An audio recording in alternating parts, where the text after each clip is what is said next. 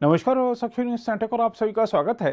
राष्ट्रीय राजधानी दिल्ली में यमुना नदी में जल स्तर घटने लगा है, लेकिन इंद्रप्रस्थ के समीप दिल्ली सिंचाई और बाढ़ नियंत्रण विभाग के रेगुलेटर को नुकसान पहुंचने के कारण आईटीओ और राजघाट के इलाके शुक्रवार को जलमग्न हो गए, जिससे हालात और बदतर हो गए हैं।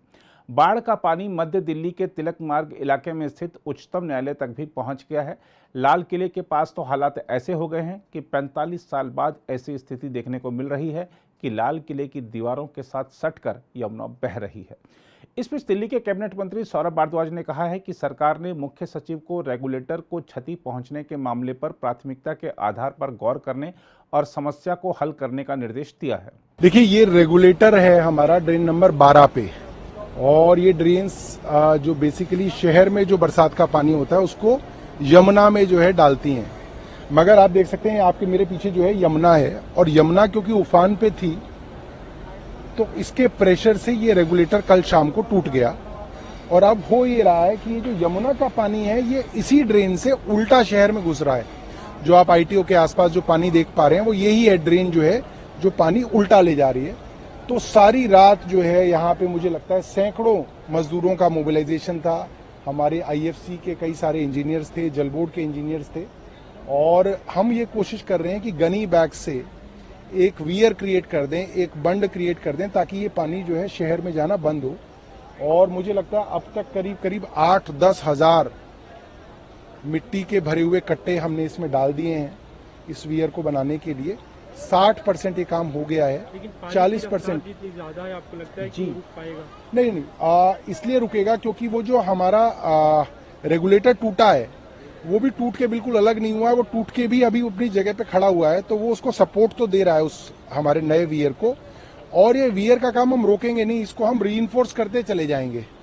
दूसरी बात, क्योंकि यमुना अब रिसीड कर रही है, करीब 30 सेंटीमीटर रिसीड कर गई है, तो होपफुली अब जो जितना प्रेशर इसके ऊपर पड़ रहा था वो प्रेशर नहीं है। तीसरा, नया रेगुलेटर हम वेल्ड करा रहे हैं, और थोड़ी ही देर में जैसे ही हम यहाँ पे इसको कंट्रोल कर लेंगे, हम नए रेगुलेटर को इसके खांचे के अंदर फंसा देंगे, तो जो दिल्ली के अंदर जो शहर में पानी जा रहा है वो रुक जाएगा। देखिए, कई जगह रेगुलेटर्स जो हैं वो थोड़ा बहुत लीकेज करते हैं। कई जगह जो है शहर की ड्रेन्स होती हैं, बड़ी ड्रेन्स के अलावा छोटी छोटी डोमेस्टिक ड्रेन्स होती हैं।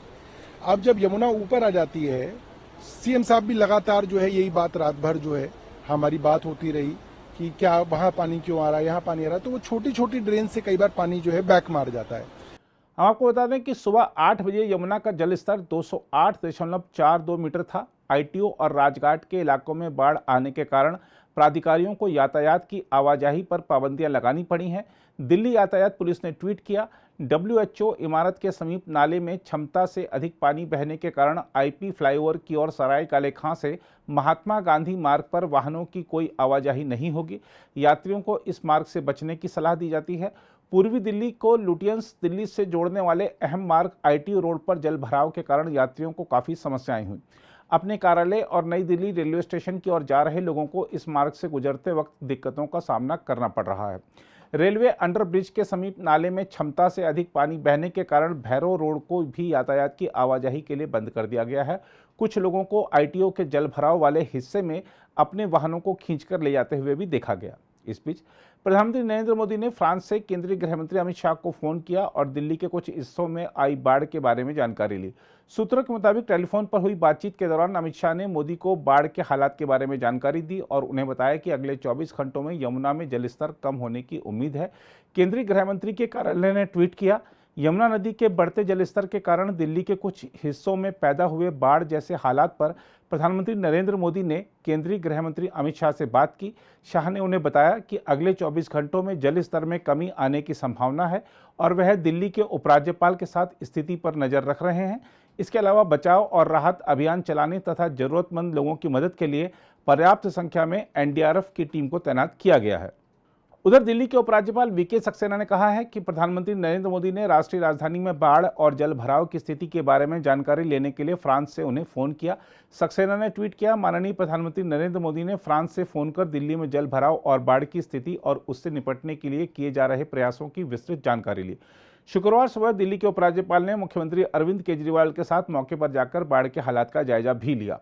दूसरी ओर हथनी कुंड बैराज से पानी छोड़े जाने के कारण दिल्ली में यमुना का जलस्तर बढ़ने को लेकर आरोप प्रत्यारोप के बीच हरियाणा के शिक्षा मंत्री कंवर पाल ने कहा है कि बैराज से अतिरिक्त पानी नहीं छोड़ने से बहुत बड़ा नुकसान हो सकता था। मंत्री ने कहा, जब बाढ़ आ जाए या भारी वर्षा हो जाए, जैसा कि पिछले कुछ दिनों में हमने हिमाचल प्रदेश और अपने राज्य में भी देखा है, तो पानी छोड़ने के सिवा कोई विकल्प नहीं होता है। उन्होंने कहा, यदि हम पानी रोक लेते हैं तो स्थिति विध्वंसकारी होगी। कंवर पाल ने कहा कि हथनी कुंड में जलाशय की भांति बहुत बड़ी मात्रा में पानी को भंडारित करने की प्रणाली नहीं है। उन्होंने कहा कि यदि मान्य सीमा के बाद बैराज में पानी रखा जाता है तो बहुत बड़ा नुकसान हो सकता है। अगर आप भी लेना चाहते हैं देश दुनिया की तमाम जानकारी तो आज ही सब्सक्राइब करें हमारे चैनल को। साथ ही नीचे दिए बेल आइकन को जरूर दबाएं ताकि हर अपडेट आप तक पहुंच सके।